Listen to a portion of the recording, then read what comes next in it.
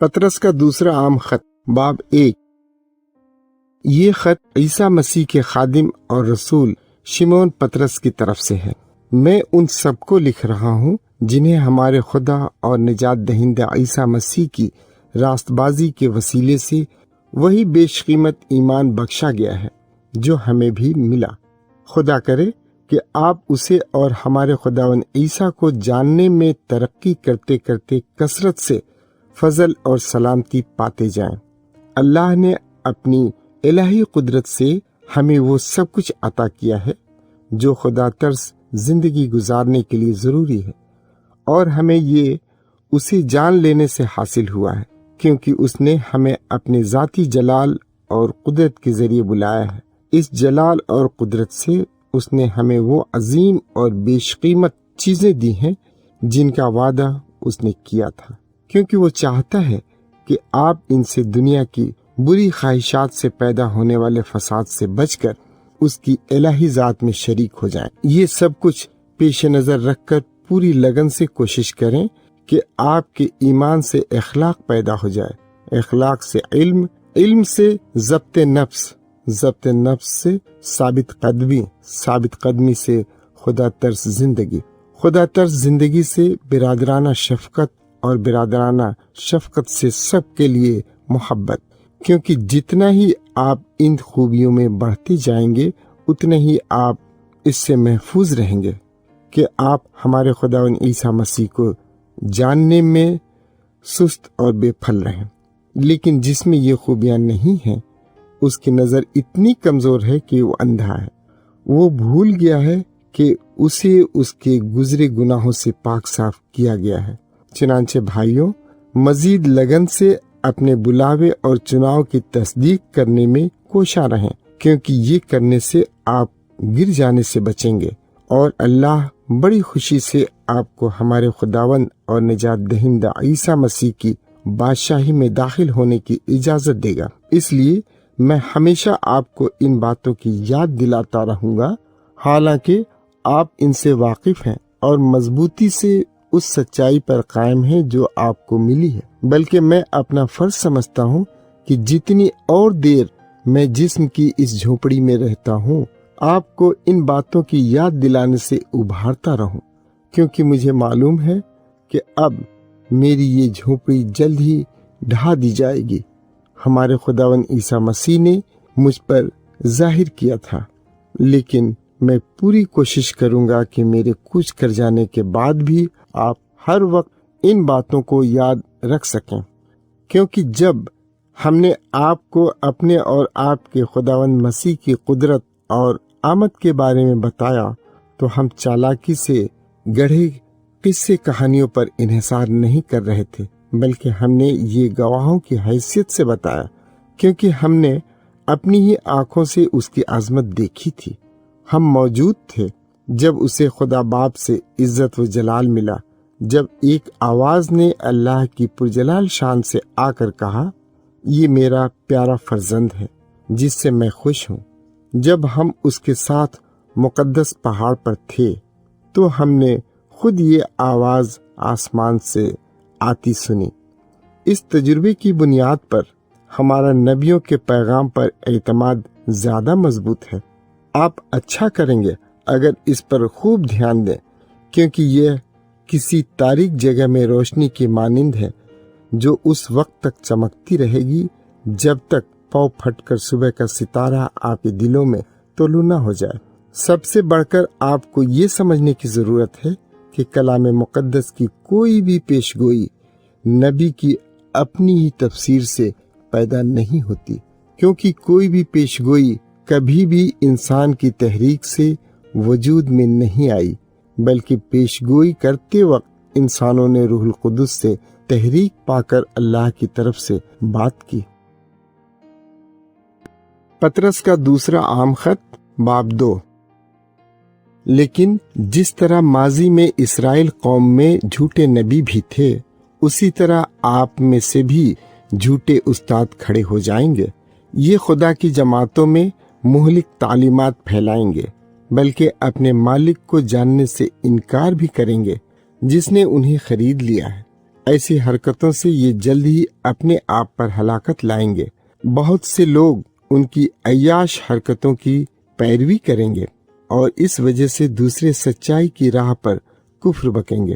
لالچ کے سبب سے یہ استاد آپ کو فرضی کہانیاں سنا کر آپ کی لوٹ کھسوٹ کریں گے، لیکن اللہ نے بہت پہلے سے انہیں مجرم ٹھہرایا اور اس کا فیصلہ سست رفتار نہیں ہے۔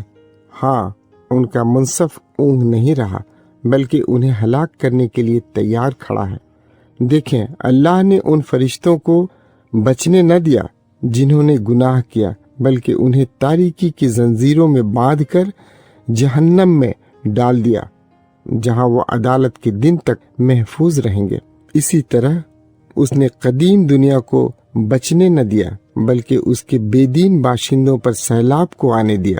اس نے صرف راست بازی کے پیغمبر نوح کو 7 اور جانوں سمیت بچایا، اور اس نے سدوم اور عمورہ کے شہروں کو مجرم قرار دے کر راکھ کر دیا۔ یوں اللہ نے انہیں عبرت بنا کر دکھایا کہ بے دینوں کے ساتھ کیا کچھ کیا جائے گا۔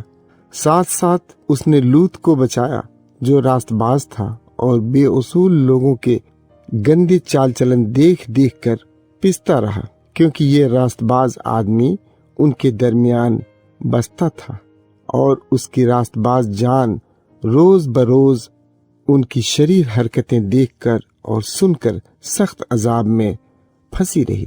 یوں ظاہر ہے کہ رب دیندار لوگوں کو آزمائش سے بچانا اور بے دینوں کو عدالت کے دن تک سزا کے تحت رکھنا جانتا ہے، خاص کر انہیں جو اپنے جسم کی گندی خواہشات کے پیچھے لگے رہتے اور خداوند کے اختیار کو حقیر جانتے ہیں۔ یہ لوگ گستاخ اور مغرور ہیں اور جلالی ہستیوں پر کفر بکنے سے نہیں ڈرتے۔ اس کے مقابلے میں فرشتے بھی جو کہیں زیادہ طاقتور اور قوی ہیں، رب کے حضور ایسی ہستیوں پر بہتان اور الزامات لگانے کی جرات نہیں کرتے، لیکن یہ جھوٹے استاد بے عقل جانوروں کی مانند ہیں جو فطری طور پر اس لیے پیدا ہوئے ہیں کہ انہیں پکڑا اور ختم کیا جائے۔ جو کچھ وہ نہیں سمجھتے اس پر وہ کفر بکتے ہیں، اور جنگلی جانوروں کی طرح وہ بھی ہلاک ہو جائیں گے۔ یوں جو نقصان انہوں نے دوسروں کو پہنچایا وہی انہیں خود بھگتنا پڑے گا۔ ان کے نزدیک لطف اٹھانے سے مراد یہ ہے کہ دن کے وقت کھل کر عیش کریں، اور وہ داغ اور دھبے ہیں جو آپ کی ضیافتوں میں شریک ہو کر اپنی دغابازیوں کی رنگ رلیاں مناتے ہیں۔ ان کی آنکھیں ہر وقت کسی بدکار عورت سے زنا کرنے کی تلاش میں رہتی ہیں اور گناہ کرنے سے کبھی نہیں رکتی۔ وہ کمزور لوگوں کو غلط کام کرنے کے لیے اکساتے اور لالچ کرنے میں ماہر ہیں۔ ان پر اللہ کی لعنت۔ وہ صحیح راہ سے ہٹ کر آوارہ پھر رہے اور بلعام بن باور کے نقش قدم پر چل رہے ہیں، کیونکہ بلعام نے پیسوں کی لالچ میں غلط کام کیا، لیکن گدھی نے اسے اس گناہ کے سبب سے ڈانٹا۔ اس جانور نے جو بولنے کے قابل نہیں تھا، انسان کسی آواز میں بات کی اور نبی کو اس کی دیوانگی سے روک دیا۔ یہ لوگ سوکھے ہوئے چشمے اور آندھی سے دھکیلے ہوئے بادل ہیں۔ ان کی تقدیر اندھیرے کا تاریک ترین حصہ ہے۔ یہ مغرور باتیں کرتے ہیں جن کے پیچھے کچھ نہیں ہے، اور غیر اخلاقی جسمانی شہوتوں سے ایسے لوگوں کو اکساتے ہیں جو حال ہی میں دھوکے کی زندگی گزارنے والوں میں سے بچ نکلے ہیں۔ یہ انہیں آزاد کرنے کا وعدہ کرتے ہیں جبکہ خود بدکاری کے غلام ہیں، کیونکہ انسان اسی کا غلام ہے جو اس پر غالب آ گیا ہے، اور جو ہمارے خداوند اور نجات دہندہ عیسیٰ مسیح کو جان لینے سے اس دنیا کی آلودگی سے بچ نکلے ہیں، لیکن بعد میں ایک بار پھر اس میں پھنس کر مغلوب ہو جاتے ہیں۔ ان کا انجام پہلے کی نسبت زیادہ برا ہو جاتا ہے۔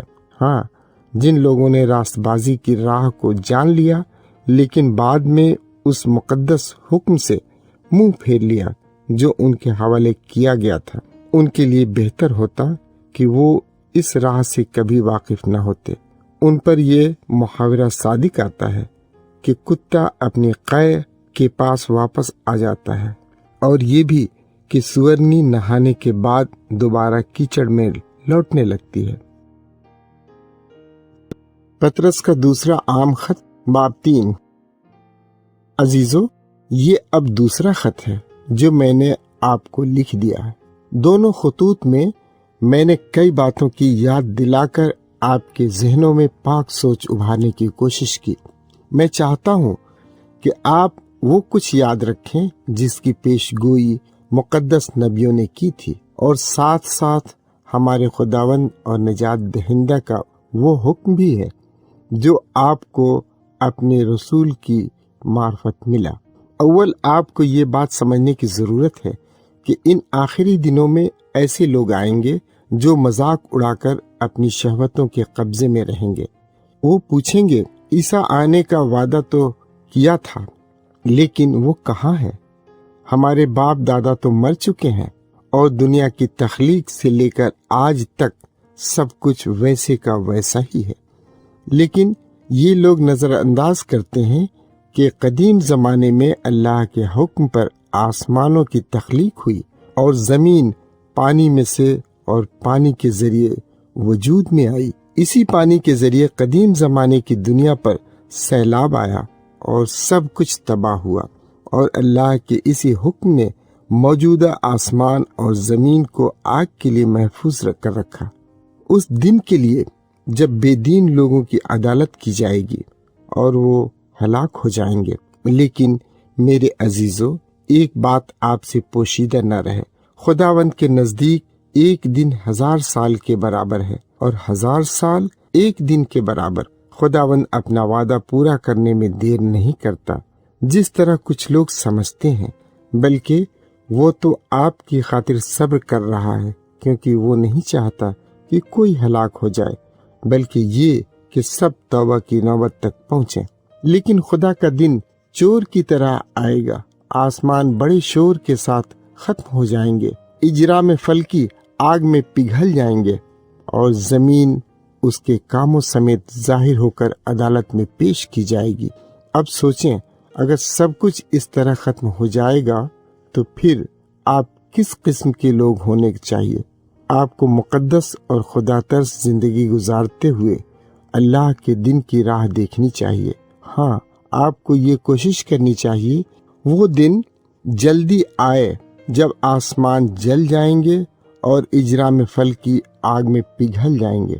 لیکن ہم ان نئے آسمانوں اور نئی زمین کے انتظار میں ہیں جن کا وعدہ اللہ نے کیا ہے، اور وہاں راستی سکونت کرے گی۔ چنانچہ عزیزو، چونکہ آپ اس انتظار میں ہیں، اس لیے پوری لگن کے ساتھ کوشاں رہیں کہ آپ اللہ کے نزدیک بے داغ اور بے الزام ٹھہریں، اور آپ کی اس کے ساتھ صلح ہو۔ یاد رکھیں کہ ہمارے خداوند کا صبر لوگوں کو نجات پانے کا موقع دیتا ہے۔ ہمارے عزیز بھائی پولس نے بھی اس حکمت کے مطابق جو اللہ نے اسے عطا کی ہے، آپ کو یہی کچھ لکھا ہے۔ وہ یہی کچھ اپنے تمام خطوں میں لکھتا ہے جب وہ اس مضمون کا ذکر کرتا ہے۔